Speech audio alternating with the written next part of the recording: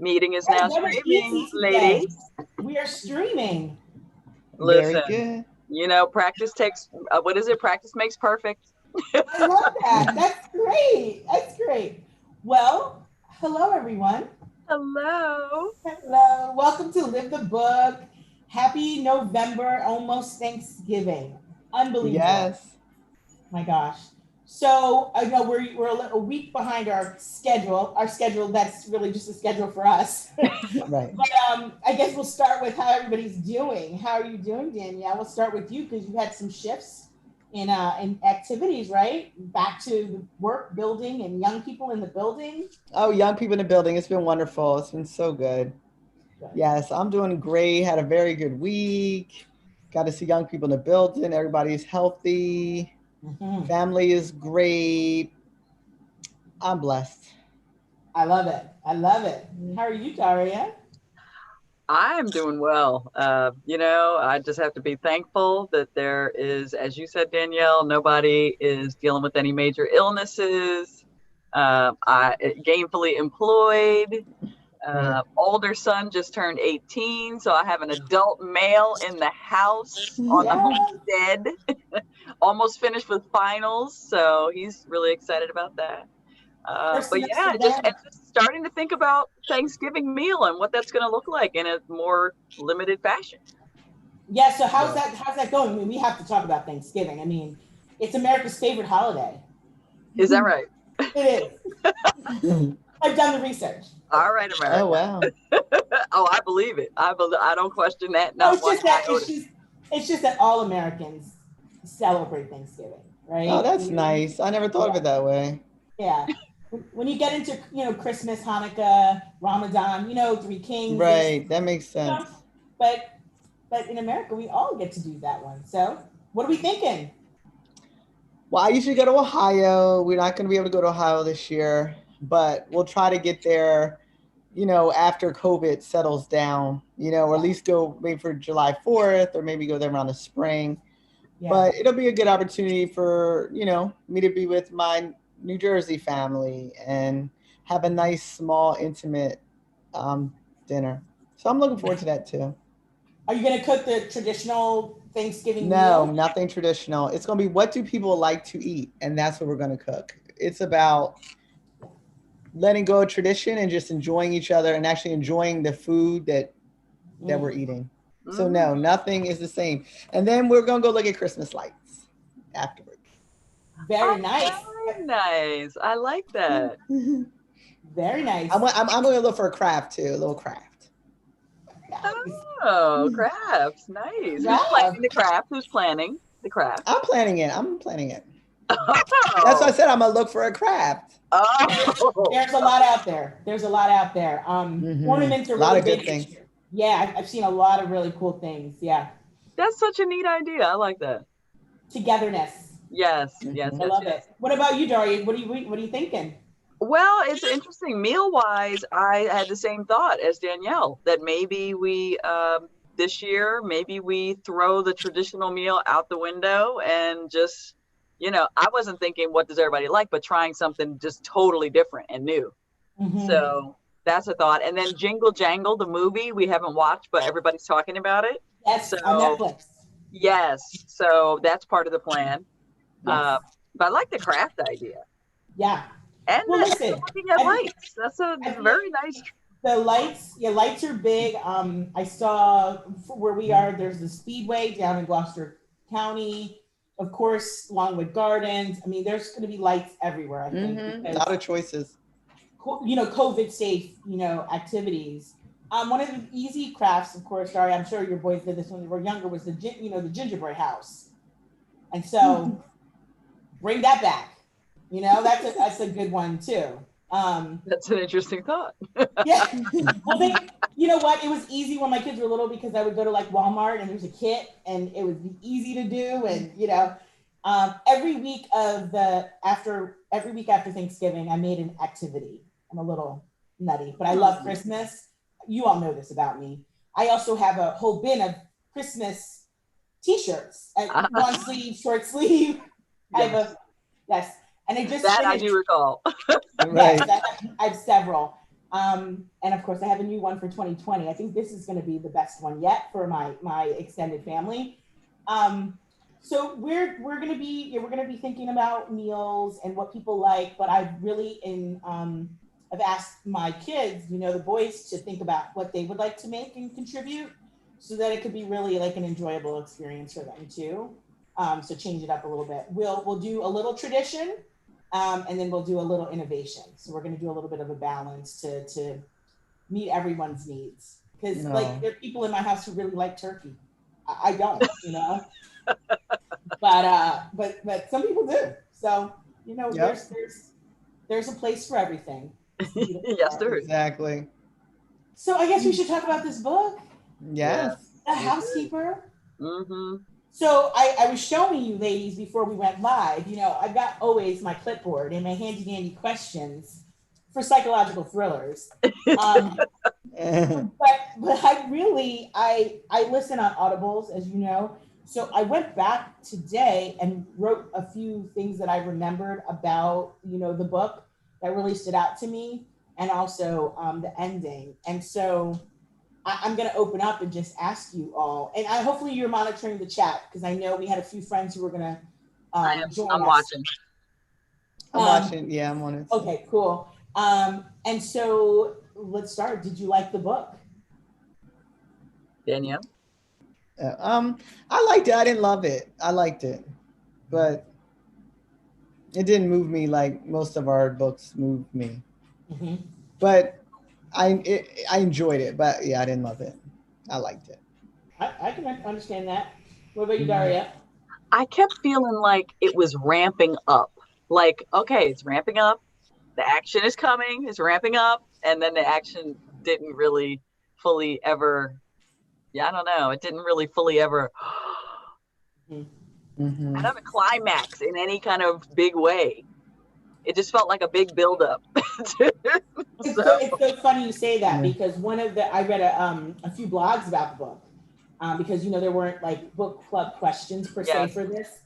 So a few blogs, which are pretty interesting for us ladies, because they're really blogs about psychological thrillers. One of the things that I read was like, this was a psychological thriller, but it wasn't thrilling. Right. So I wanted to start off out the gate like that. Like, we read some really riveting, provocative psychological thrillers, and this makes the list. But I think what we're saying together collectively is like, it wasn't, it didn't have that same kind of buildup. No. And do you think? Oh, sorry. Go ahead. Oh no, go. Do you think, because we have read so much in this genre, that it's almost like the equivalent of like when you get a higher tolerance to alcohol, or a higher tolerance to any kind of substance, where it's like, not saying we're addicted to these kinds of books, but we sort of are. Same token, like you're what it takes to get you like to that high level of enjoyment keeps increasing. Maybe. Right. I don't know. Well, yeah, that's a good point. And because we've read so many, we are looking for like the most, like the craziest, most outlandish endings or turns. And this book, it didn't have that. It didn't have that for us. And we read a book a while ago, and then this is definitely your wheelhouse, about like it's always the husband. Like it's always the husband. So, when you read this kind of genre, the men in this book, when you go to genders, the men in this book are never what they seem. Right. Right. They present one face and then are always the other. Yeah. And so, for Claire, she had to endure quite a bit, because not only did she, of course, have a coming to understand about her father in a really awful way, right? But also, Harvey, and what she, of course, did, and we as women can talk about this part. Why do we initially always blame the woman? Well, I read another book about that. Yeah. And well, we won't get into that. That's another book. But And that's a problem. That's a societal problem Right. that people always try to look to blame the woman or put down the woman or, or Yeah. paint the man in a light that's, but And Claire that wasn't this thinking, book, but right. Well, Claire thinking about her father and mother, she thought they were a perfect couple. She thought her father was perfect, her mother was perfect, and then her mother went into despair.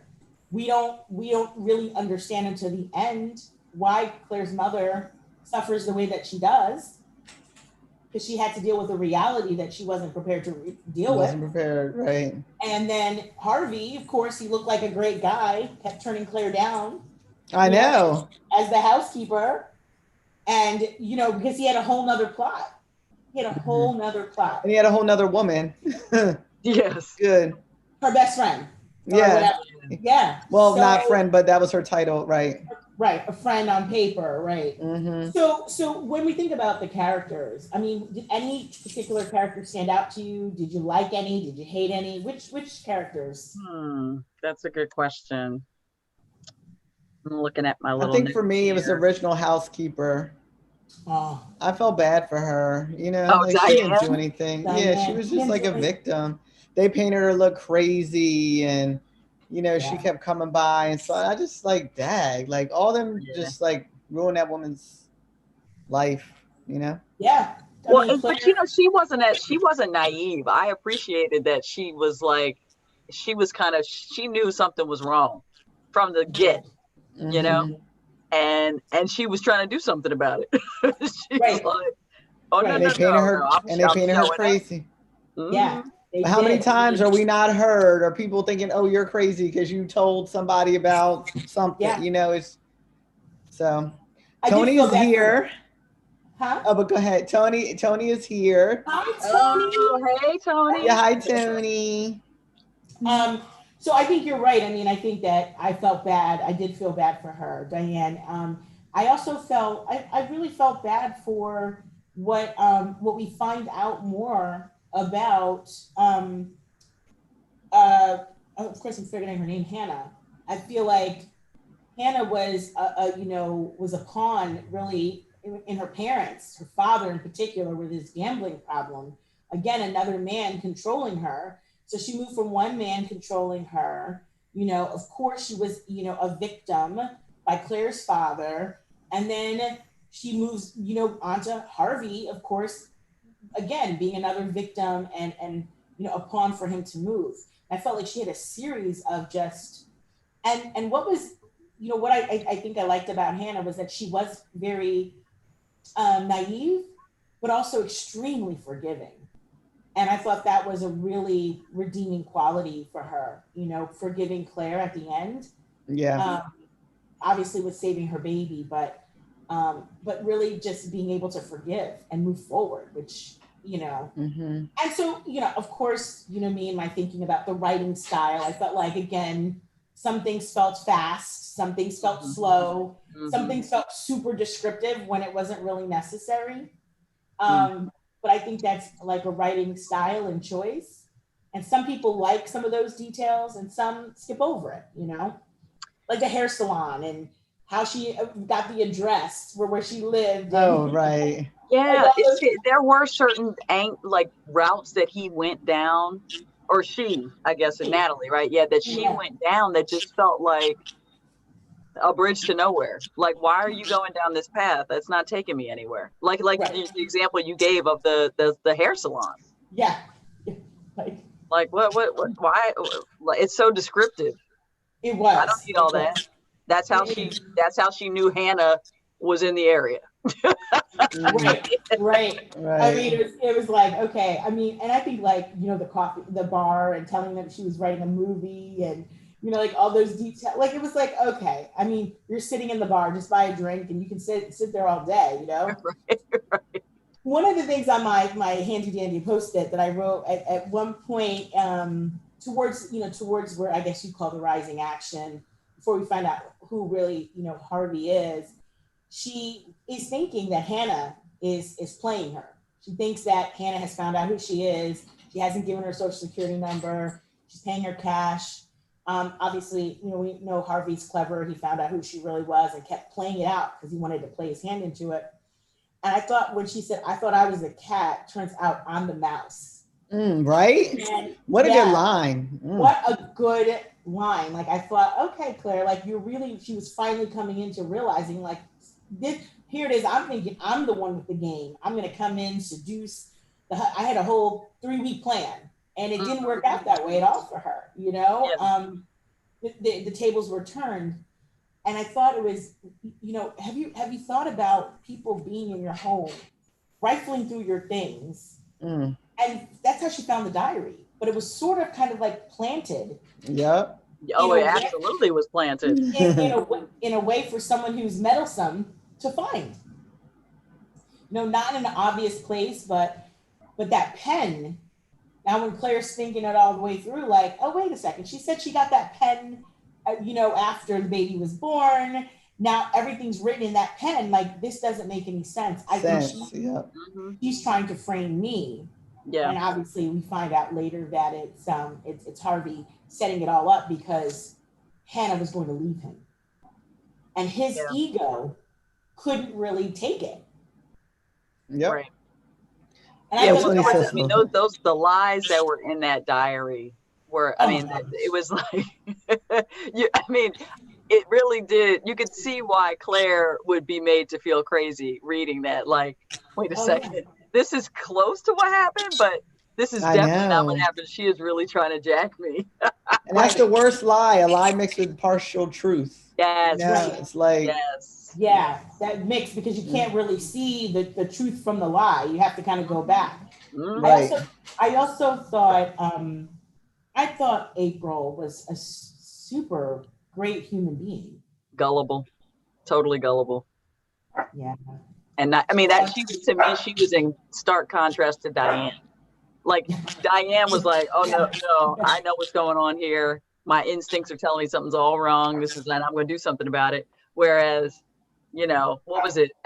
April was just like, you're so wonderful. Come be a social media influencer. And she's like a labor attorney, like an HR attorney. I thought that was so funny. I know. I thought that was really, really weird. I was like, my gosh, April, you're just believing everything. She's like, well, I thought some things didn't add up. But to find somebody so awesome on Craigslist to live with. Yeah. That's, I mean, but to Tony's point was that she felt like there were so many like unbelievable things strung together that were happening. Like even the whole part about how Claire was behaving in the doctor's office that she was hired in. I mean, she was straight up like a prostitute. She was. Like, right? Oh, you can pay me more. I'll do that for you. Right. I mean, that, and the way that was thrown in there, it was like, I don't know. I felt like it was almost normalizing paying for sexual favors. For sure. I mean, I think that's definitely one. And I think the other part is that, again, how close to the truth could that possibly be? There are people, obviously, who do that. You know, I was having a conversation with my kids the other day, in fact, and they were talking about I can't remember the website now or whatever app or something that like, that's a real thing. Like people, I think it's called, I can't remember, My Band, something, but I agree that is normal. Yes. Or they'll pay you for a dinner. Right. And then women do that. And, you know, and yeah. Yep. I thought that part was the real part, actually. And I said to my kids about this website, I was like, well, they're like, yeah, the more you show, the more you whatever, the more money you get. It goes right into your bank account. And I was like, wow. So when Claire... Or people that want your shoes. We heard about that on a podcast. Like you send them your dirty shoes because they have a foot fetish and they send you money. Like the world is gross. Yeah. And unbelievable things that, I'm just trying to stay current and listening to my kids tell me about this, that's what they were talking about. So it was almost like Claire knew that this man was obviously paying for a site. And she was like, you don't need to pay for a site. You can pay me. I don't care. And of course, her self-esteem was shattered. I mean, she again gone through trauma. We know that that's closely aligned to, a lot of those behaviors. But like, I was like, okay, wow, this is like in the book. Okay. Yeah, that was so when it happened, when all these different things, they kept they really the author portrayed Claire as a really like lost, damaged individual. Like she was a kleptomaniac, she was a Yeah. liar, she was sexually indiscriminate with her behavior. You know, I mean, like all these different things. She perpetuated like I don't know, false um, appearances online. You know, I mean, just she was. Ugh, I don't know. It was hard to like her. Yeah, I could understand that. I thought her meeting Dominic. Is that his name? That was weird. Dominic just popped up. She ran into him at a bar and basically went home, and it did actually all the things. He had but he checked all her boxes as she realized what her boxes were. I thought that was, again, ironic. But it turned out to be. And then he bends over backwards later and does her that crazy favor, showing up, taking the pictures at the thing. The Instagram. I mean, I'm like, what? It was just, I don't know. Men can do some things. I mean, you know, if you're into somebody, you know, you can do some things that you never even thought you would do. I suppose. Yeah. I know. I have been. I mean, yes. I've read some stories. And you know. Wait, Tony says, but at what point do you realize that your home is not being cleaned? Like really? Know, right? Like how long? Like. Yeah. Tony, good point. Right. That part was funny when she kept talking about she was like moving around invisible dust particles. Right, like wouldn't it have been easier just to clean the house? Yeah. You know, like pretending to clean instead of just cleaning it. You know what I mean? Just clean. And then Harvey being so horrible, like, yeah, you know, we've been paying you, you've been doing nothing. Now you're gonna clean, you know, that was a horrible But scene. Why did he want her to dress up in the maid outfit at the end? I was like, is he about to rape her? I wasn't sure how it was gonna go. Like I was not sure. I was concerned because he, of course, had so many quirks. Yeah. He was off. And maybe it was that he liked that other girl, and maybe that was what was holding on. But I mean, her end could have been similar to Aaron. Yeah. Aaron's end could have been similar to his first wife or what he was planning to do with Hannah, because he loved no one. He loved himself. You know, his ego wouldn't stop. He didn't even love his baby, Mia. He was ready to kill her. He was ready for her to go too, because she was going to hold him back. You know, So I feel like there were not, for me, a whole lot of favorite moments in this book at all. Yeah. Ones that made me laugh, and then again, ones that made me feel like I know what's happening. Like I know what's going to happen here. Did you have any that stood out to you as what you would call a favorite or you absolutely disliked? I didn't like, for some reason, I really did not like how Claire when the author was writing about her being on the verge of tears, she said it made her eyes swim. She said made her eyes what, Daria? Swim. Made her eyes swim. For some reason, that really irked me. That expression just irked me, and it came up twice. So I was like, makes my eyes swim. Like, what a stupid way to like say you're about to cry. That I've just never heard that, and it kind of just irked me. That's funny. I don't know. Right. I think my favorite part was when she realized she was getting played. Like, I was like, oh, this is getting interesting now. Like, what's going on? I could see that. Another thing I wrote down that I did like was when when Claire went to April and actually confessed everything that was going on. Remember when she was like, I don't know why I'm going to tell you this. I'm going to just tell you the truth, the whole truth. Yeah. And April was kind of like, well, why should I believe you now? And just that conversation, I was like, wow. I mean, that was relatable, because it's like, if you have broken somebody's trust, you've been lying, and then you finally like reveal everything, they're like, well, do I believe this? Like, can I believe this now? Right. So that felt realistic to me. It was interesting. Yeah, I agree. I mean, and again, I think that's why I liked April so much. She was so forgiving and so, so thoughtful in how she handled, let's say, Mm. Claire with care, in a lot of ways. I mean, she really was. She said she was her only friend, and she truly was It's her not gonna work out for her though, April. Yeah. because that's who Claire is. Yeah. So you don't think that ending is the ending? Because one of the things that, well, I think she went to therapy, which I thought was helpful. She might have, but if she's a liar, a klepto, a just sleep away, give away your body, like that's who she is. I mean, she might need extensive therapy, but that's still, Yeah. I don't know. If Well, I were April, it's like, you know what, honey, she was about to be a mother, though. I good mean, luck and God bless, she was pregnant with Dominic's baby. I mean, they were like figuring out their family. I know. Family That life. felt strange. That felt like a leap beyond Yes. reality.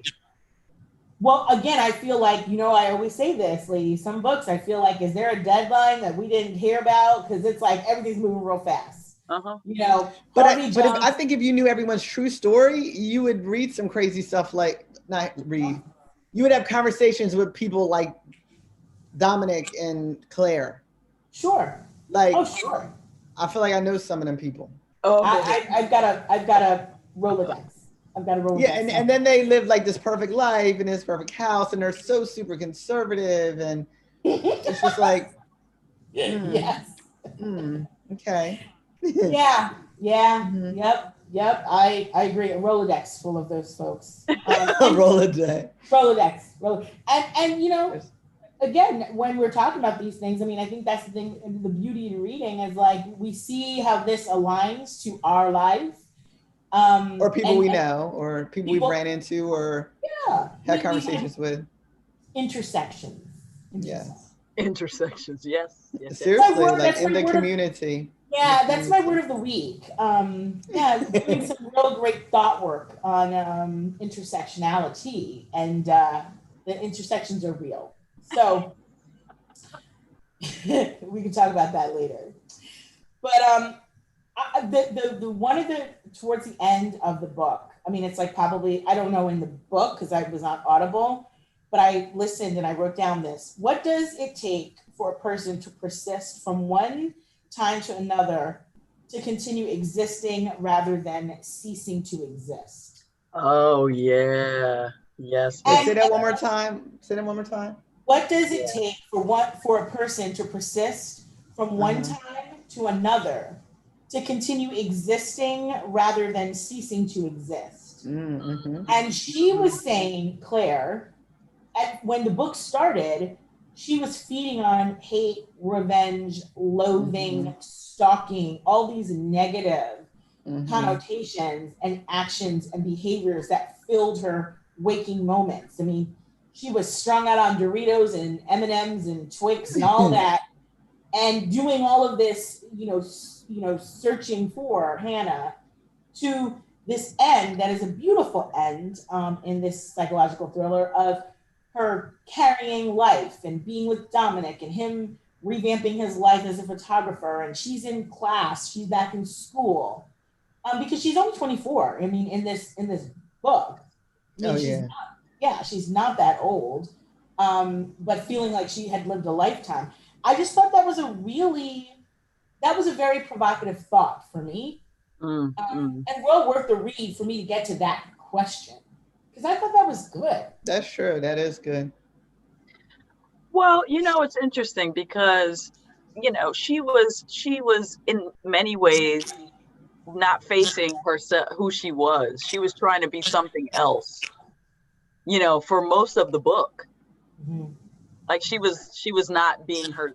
She couldn't be herself. It was probably too painful to face the reality of being who she really was. So, she had to find ways to mask the pain by disguising herself and pretending to be things that she really wasn't.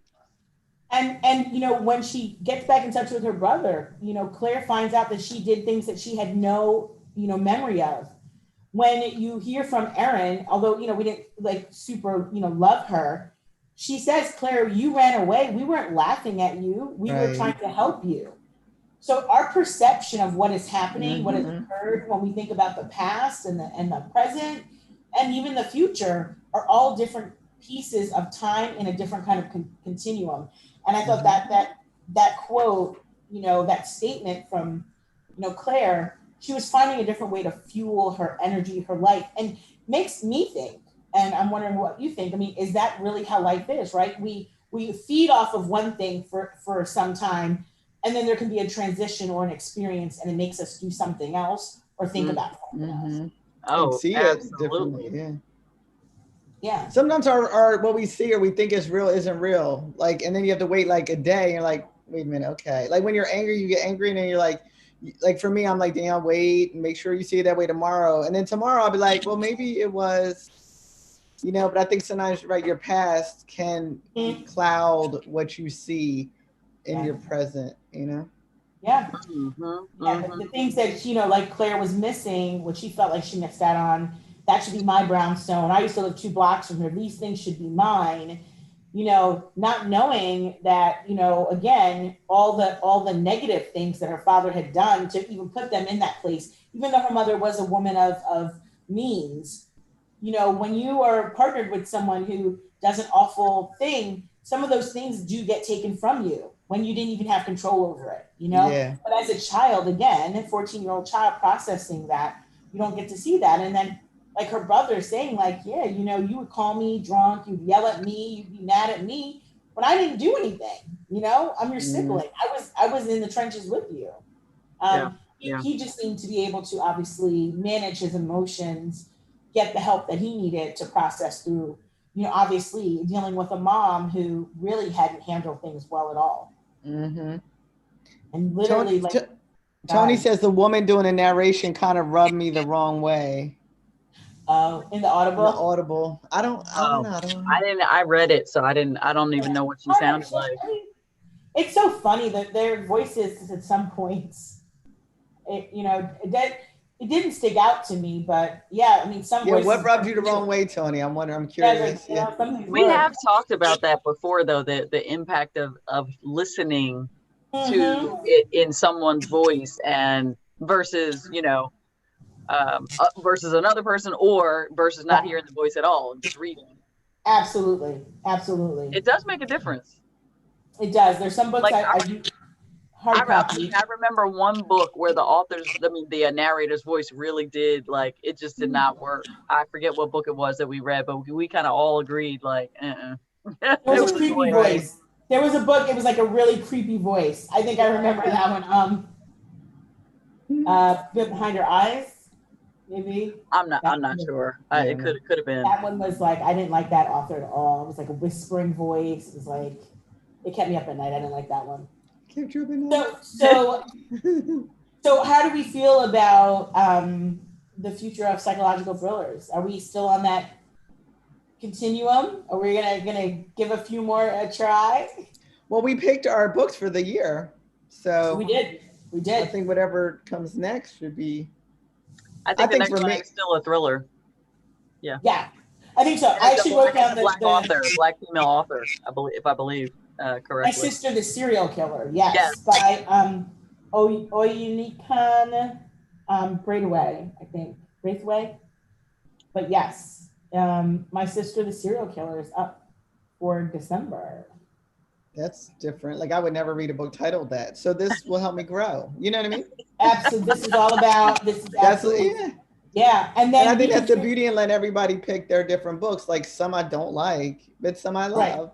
Right. So I don't remember who picked this one. Where did you know where this came from? I think this came from Alana. Oh, did it? Okay. I think so. It sounds like it would be her book. I don't know. Yeah, I think so. Well, she'll have to verify, but I do think that is where we got it. And then we'll have to have a huddle, the three of us, and figure out our 2021. Can you believe it? Our 2021 selections, which is just, I mean, you know, dang, wow, right here. We're knocking on 2021 here, and then, you know, Dara, you've in the past have told us how many books we've read. But even on the Live the Book channel, I don't know what number we're up to, because it's always exciting to hear. Well, on Live the Book channel, I think we're up to, this is 2.9, and we did 12 to start in last year. So 21. Wow. 21 on the channel. And then as far as in general, I know we have like a lot. I think we're close to probably 50, I would think. We're up to, I'm looking, this is book 45. Oh, 45. That's awesome. That is awesome. You know what book I wish we could have? You asked about psychological thrillers, which I always enjoy, but I liked Every Note Played. Like that was a psychological thriller, but Every Note Played, yeah. Oh. That was good. So it's so funny you mentioned that, because I got a recommendation from, I'm in several groups, but I did literally today got a recommendation of a similar kind of topic. So I'll maybe float it around for 2021, but kind of sad. It was written before Every Note Played, but similar kind of topic on death and dying, and really pretty moving, really good comments as I read it earlier. So I'll certainly put that one forward, since that was something you liked. The Last Lecture, that's what it's called. Oh, I read that. Yeah, that's a good book. Yeah. It's not really a book, but it's a real person. It's a actual person story, right? It's autobiographical. Yeah. He died of pancreatic cancer. Yes. But it's excellent advice to us. I'll never forget that. He says, believe everything. I guess he saw in his stories. He said, believe everything a man shows you and nothing that he tells you. And I'm like, that is, and I mean, obviously that's not his exact words. Something's coming up on my computer. Right. But I'm like, that is so true. Wow. Like, I just got that recommendation today. You can watch it like on YouTube. I remember watching on YouTube like years ago, and you'll see him giving a lecture, and he comes in, he like does push-ups, shows that he's healthy, and then gives this lecture. Wow. Okay. Good. Adding it to the list. It's on my list. And so, usually as we think about, so next month we have that, we'll send the date for My Sister's Serial Killer. That should be interesting read. I mean, the title is very provocative. It's something. Yep. Yeah. Well, I read a couple reviews online when I was, since we were originally going to discuss The Housekeeper last week. I said, maybe I'll get started on the next book. And when I saw what it was, I said, wait a second, what is this? But some of the reviews, it got decent reviews. Oh, good. Yeah, not better than decent. It got good reviews. Well, because we kind of know, like, about serial killers. If we talk about the research, they tend to be men, they tend to be white men. Like, there's a thing about that. So I'm wondering, how this will be different. Most serial killers that we know about in history, but this is the thing, right? Like, there's the thing we know, and then there's that unknown. And so going into uncharted territory, I think always is exciting and new. And even the tee up for The Housekeeper, having that experience as a child, having people live with us who were helpers. I don't know if we would say housekeeper per se. I know my dad's reaction and my mom's reaction to some of them, and none of them did this, but that I know of, right? Right, that you know. Because you can't. My mother told me you can't swear for anybody. Yeah, and you taught me that, and you taught me that. You're welcome. Yes, thank you. That's a real thing. So, I know I went into this book. What did you say, Dara? No, Tony did explain, her comment came through on what the issue was with the voice, but we can come back to it. That's fine. Oh, no. So I was just going to say, when the title of a book is really super important, because it makes you think about your connection, to that topic, that whole experience. Mm-hmm. So tell me what Tony said. She said she felt like the narrator was too much older than the characters' ages. Like, it made her forget that Claire was so young, for instance. That makes sense. Yeah. Yeah, true. I agree. I can see that. I agree. Yeah, she did seem a little matronly. She did, but that's because she described herself matronly. She sure did. She did. And she's like, April was like, all you have to do is take color your hair and take a walk sometime. Oh, yeah. That was kind of funny. And listen, I think that every book that we read there's something to extract that can be Mhm. useful. And I think what I shared with you for me as my aha moment was really that statement around thinking a person thinking about how they are from one moment to another, and what persists and what changes, and really how do we improve and get better. I think that's a common thread. You know what it makes me think about? There's this quote, and I don't know who said it, but maybe it was W.E.B. Du Bois, but it was something like, "You must be ready at any moment to give up who you are for what you might become." Yeah, that's a good one. You know what I mean? That's Absolutely. that now that you saying it again, it just brought that quote right into my mind. Like, because it's like, and be ready at any moment for that to happen. Like shedding what was to be something new. Right. Because What was. like, I was just, it's so crazy now. All these thoughts are coming to my mind. Like, the other day I was thinking about how butterflies break out of a cocoon, right? And birds break out of an eggshell, and even sprouts break out of a seed coating. Mhm. So it's like, to become something new, it's like you have to break the mold that you're in. Right. I mean, that's We break out of a uterus. Oh, Yeah. Yeah. yeah. yeah, like shedding Yeah. the old. Right. To become something new. Right. To become something new, something different. Absolutely. Well, if And that's I the think, lasting lesson that we take from this book, then I think it was worth reading. well, my lesson was about make sure you're the cat, not the mouse. you see, I wrote that down, right? Because I was like, ooh, Yeah, wow. Here it is. I thought I was the cat. I'm the mouse. I'm the Yeah, mouse. that's a good point. Yeah. That's a And good you thought you were the cat. But this is the Right. thing. Right. At any moment, You might realize you're the mouse. you're the mouse. Mm. And here it is. You thought you were the cat. Mm. And I'm going to be using roles reversed. roles reversed. And it was something that it was so timely as I was writing it down, because it's like something I have to, have some conversations with some family members about, because this is the thing. We think we have this role, we think we have this power, we think we have these things, and you do not. And so, to your point, Daria, there has to be a time when you're preparing yourself to be something other than what you believe you are. Yep. How do you, I'm back to intersectionality, get prepared to break through, to be different, to move to that next level? And I think that's usually the mouse, the person who thinks they're in control. Like they're literally always the mouse. Correct. Yeah. So that's a very, so I mean, I feel like, again, when we're reading these books, every book's not going to give 10 out of 10 approval, but I feel like there were some things in Claire's development that to me were transformational. And hopefully, if this were a real character, that would really be the true ending or beginning of her next chapter.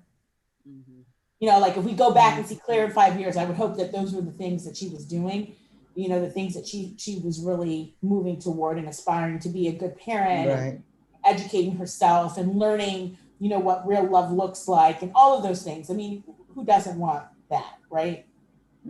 Whatever that looks like to you, So yeah. So we are at the end of our time, my friends. It always goes so fast. Indeed. I'm wishing you a great Thanksgiving. I have a sneaky suspicion that I'll speak to all of you before the holiday. Because what would that be like without, chatting? So we'll talk offline about what that looks like for us. But next month, the 12th month of the year. Like, wow. Thank God. Of the most epic year that I think any of us have really in our lifetime. experienced. I don't know. I think 9/11 still ripped me worse than this. Wow. Like that year to me, that year, oh my gosh. Really? Really? It scared me with the anthrax and the World Trade Center, and I was having babies. Like Kai was coming. I was just in a fear. So That's I don't know, maybe interesting. COVID, like it's bad. It's bad. But that just scared me so much. I don't know. So I don't feel as scared. But yes, Mm. this is a year. I agree. This is a year. Yeah, yeah.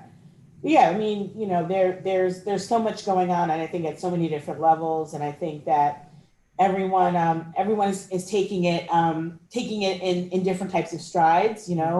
I'm someone who I like to hear all the noise. I've got a lot of Oh, voices in my head.